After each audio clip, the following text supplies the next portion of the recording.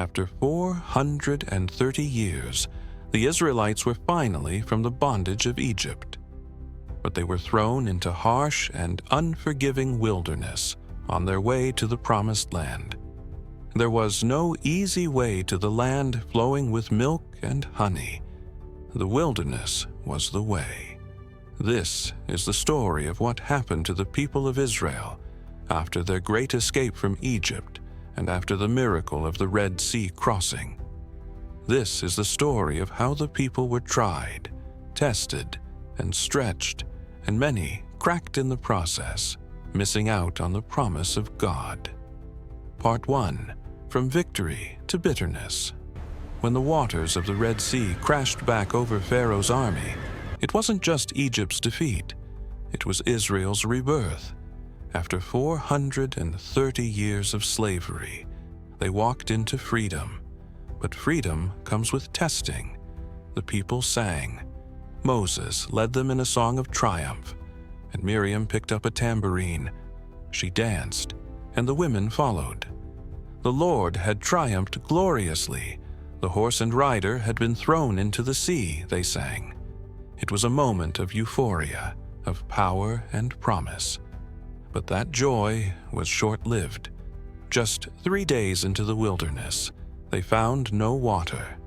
Their mouths were dry, their children were crying, and the animals were fading. Then finally, Mara, a pool. But when they drank, it was bitter. The taste of disappointment after such a great victory. The people grumbled, "What shall we drink?" Their joy dissolved into complaint. Moses cried out to God, and God showed him a piece of wood. When Moses threw it into the water, it became sweet, a miracle. But more than that, a lesson. Trust me, God was saying, even when what you hoped for turns bitter. At Mara, God gave them a decree. If you listen carefully to the Lord your God, I will not bring on you the diseases I brought on the Egyptians. I am the Lord who heals you. From there, they came to Elim, 12 springs, 70 palm trees, a brief oasis, but it was only a stop on the way to something deeper. Part 2. Bread from heaven and water from the rock. The journey continued. But freedom without food becomes fear. A month after leaving Egypt, hunger set in. The people looked back, longing not for chains, but for stew pots and bread. If only we had died in Egypt, they said. At least we ate well there. So God responded, not with anger, but with provision. That evening, quail covered the camp. And in the morning, a fine, flaky substance appeared on the ground. They called it manna, meaning, what is it? It was the bread of heaven. But with the manna came instructions. Gather only what you need for the day. No hoarding. On the 6th day, gather double, because the 7th was a Sabbath, a day of rest. Some obeyed, others didn't. And what they saved overnight turned rotten, full of worms. The lesson? God was teaching them trust, not just for freedom, but for daily provision. Then came Rephidim, no water, again. The people quarreled. Why did you bring us out of Egypt to kill us with thirst? Moses feared they might stone him. He cried out again, and God told him to take his staff and strike a rock. And when he did, water poured out. In the middle of a dry land, God provided. But Moses named the place Massa and Meribah, testing and quarreling, because that's what the people did. Part 3. Miriam's pride and leprosy. In the wilderness, leadership wasn't easy. Moses carried the weight of a nation, but not everyone appreciated how God chose him. Miriam, his sister, and Aaron, his brother, began to speak against him. It started with a complaint about Moses' Cushite wife. But the real issue was deeper. Has the Lord spoken only through Moses, they asked. Hasn't he also spoken through us? It wasn't just a question, it was pride. But God heard it. He called all three, Moses, Aaron, and Miriam to the tent of meeting. There, God descended in a pillar of cloud and spoke directly. "When I speak to prophets, I reveal myself in visions and dreams," God said. "But not so with Moses. With him I speak face to face. Why then were you not afraid to speak against my servant?" The cloud lifted, and Miriam was leprous, her skin white as snow. Aaron turned to Moses, horrified. "Please, my Lord, do not hold against us the sin we have so foolishly committed." Moses cried out to God, "Please heal her, O God, I beg you." God answered, but there was a consequence. Miriam would be shut out of the camp for 7 days, as if her father had spit in her face. So the people waited. They didn't move until Miriam was brought back. Even in the wilderness, even among family, pride could poison, and God corrected it. But when mercy came, the journey continued. Part 4. Battles and Glory on the Mountain. As they camped at Rephidim, Amalek came to fight them. A new threat, a new fear. Moses told Joshua, "Choose some men and fight. I'll stand on the hill with God's staff." As Joshua battled below, Moses lifted his arms. As long as his hands were raised, Israel prevailed. But when they dropped, Amalek began to win. Moses' arms grew tired. So Aaron and Hur came beside him. They held up his hands, one on each side. And as the sun set, Joshua overwhelmed Amalek. They won, not just with swords, but with uplifted hands and unity. God told Moses to write it down, so the memory would never fade. Then came Sinai, the mountain, covered in smoke and fire. Thunder and lightning cracked the sky. God had come down. The people trembled at the base. Moses climbed to meet him. There, God gave them the covenant, the 10 Commandments, written by his own finger on stone tablets. Israel was no longer just a rescued people. They were being shaped into a holy nation. But while Moses remained on the mountain, something happened below that would stain the entire journey. Part 5. The golden calf. Time passed. The people grew restless. They turned to Aaron and said, "We don't know what happened to Moses. Make us gods to lead us." Aaron, under pressure, asked for their gold. He melted it down and cast it into a calf. "Here is your God, Israel," he said. And the people danced. Idolatry, at the foot of the very mountain where God was giving them his law. God saw, and he burned with anger. "I will destroy them," he said to Moses, "and make you into a great nation." But Moses pleaded, "Don't do it. Remember Abraham, Isaac, and Jacob?" God relented, but Moses descended the mountain with the tablets. And when he saw the calf, his rage exploded. He shattered the tablets. He destroyed the calf. He rebuked Aaron. And then, at God's command, 3,000 of the idolaters were put to death. Still, Moses went back to plead again. "If you will not forgive their sin, then blot me out of your book." God responded with both justice and mercy. He sent a plague, but he did not abandon his people. Instead, he said, "My presence will go with you, and I will give you rest." Part 6. Giants, Fear, and the 40-year sentence. The journey moved forward. The tabernacle was built. The cloud of God's presence guided them, and the people marched toward the edge of the promised land. They were close. Canaan was within reach. So God told Moses to send 12 men, leaders from each tribe, to spy out the land. For 40 days they explored it.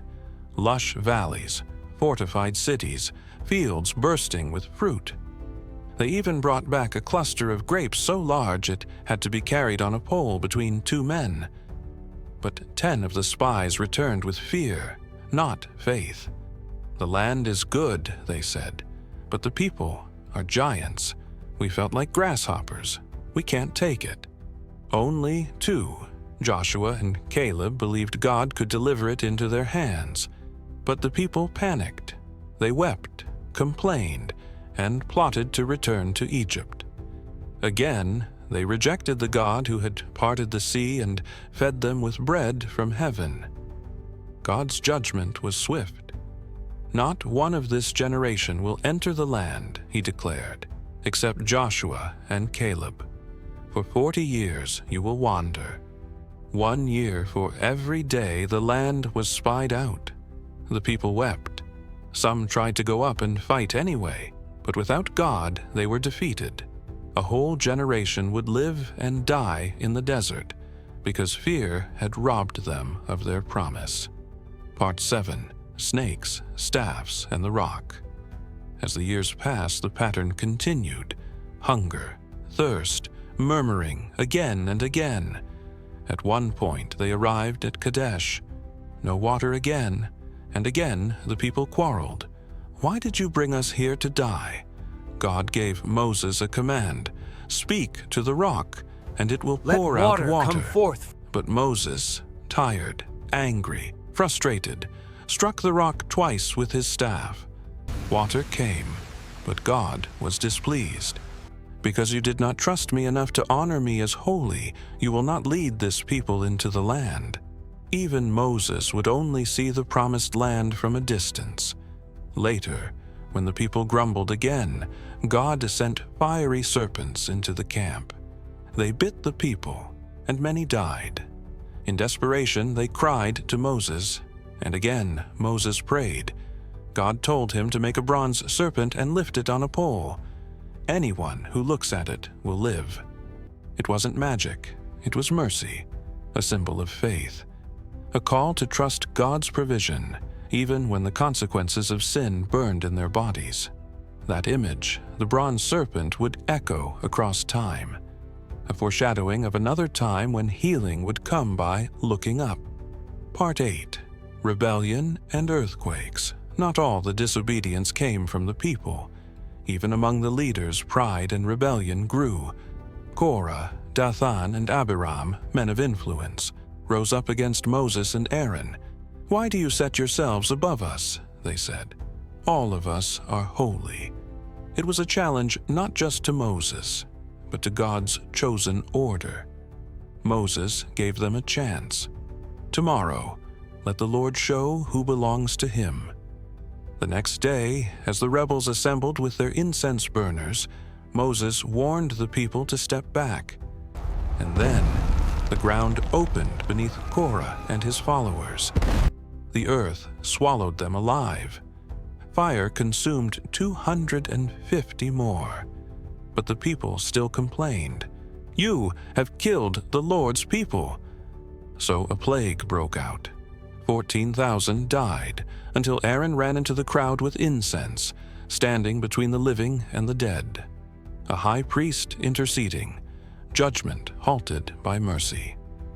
Part 9. Balaam's donkey and the final stretch. As Israel drew near to the promised land again, new enemies rose to oppose them. Balak, king of Moab, was terrified. So he summoned Balaam, a prophet for hire, to curse Israel. God told Balaam not to go, but Balaam's heart was already compromised. On the journey, an angel blocked the path, invisible to Balaam, but not to his donkey. The donkey turned aside, crushed Balaam's foot, and finally lay down. Balaam beat her, and then she spoke. "Why are you beating me? Have I ever acted this way before?" God opened Balaam's eyes. He saw the angel with a sword drawn. He realized the donkey had saved his life. Balaam repented, and when he finally stood before Balak, he couldn't curse Israel, even though he wanted to. Instead, he blessed them. Again and again. God would not let his people be cursed, but later, Israel stumbled. Seduced by Moabite women, they joined in idolatry and immorality. God's anger burned. 24,000 died in a plague, stopped only by the zealous act of Phinehas, Aaron's grandson. Even in the last stretch of the journey, the people fell, and God disciplined. Part 10. The death of Moses and the promise ahead. Finally, the wilderness journey neared its end. Miriam died, Aaron died, and Moses climbed Mount Nebo to look across the Jordan River. He saw it all, the hills, the cities, the promise. But he would not enter. Because of his disobedience at the rock, God had told him, "You may see the land, but you will not cross into it." So Moses spoke his final words to the people, a blessing, a charge, a song. He reminded them of everything they had seen, of God's faithfulness, of the consequences of rebellion, and of the hope that still lay ahead. And then Moses died, alone with God. No man buried him. The Lord himself laid him to rest. Joshua took his place. A new leader, a new generation. The wilderness was over. The promised land was near. Conclusion: the end of the wilderness. And so, after 40 long years in the wilderness, after leading a stubborn, rebellious people through storms and hunger, through doubts and despair, Moses stood on Mount Nebo. He saw it, the land of promise, the land flowing with milk and honey, the land his feet would never touch. To the human eye, it might seem like a bitter ending, a leader who gave everything yet was denied the one thing he longed for. But was it truly a denial? Or was it something deeper, something divine? You see, Moses' story is not a tragedy. It is a triumph of faith. Yes, he struck the rock when he should have spoken. Yes, he let his anger get the best of him. But God did not erase his legacy. God still called him his servant. God still let him see the promise fulfilled.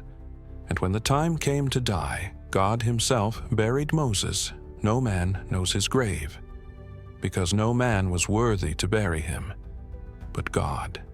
In the end, Moses didn't enter the earthly promised land, but he entered something far greater. Centuries later, when Jesus stood on the Mount of Transfiguration, who appeared beside him in glory?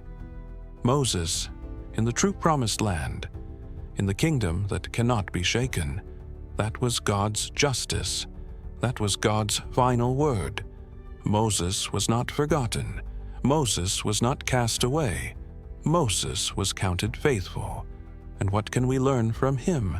That obedience matters, that leadership is lonely, that even the best of us is human, but also that God remembers faithfulness, that God finishes what he starts, and that those who walk with him, even when the journey is long, will see his promise, if not here, then in glory. So, to every weary soul, every faithful servant still climbing their mountain, know this: you may not see every promise fulfilled in your lifetime, but if you walk with God like Moses did, you will not be forgotten. You will not be denied. You will be counted faithful, and God will do you justice in the end. Now to you, my friend. What is the wilderness experience in your life right now? Shout it loud in the comments section, "I am coming out." If you're enjoying these inspiring Bible stories, please like the video, comment down below, subscribe to the channel, and share the videos with at least one person. God bless you.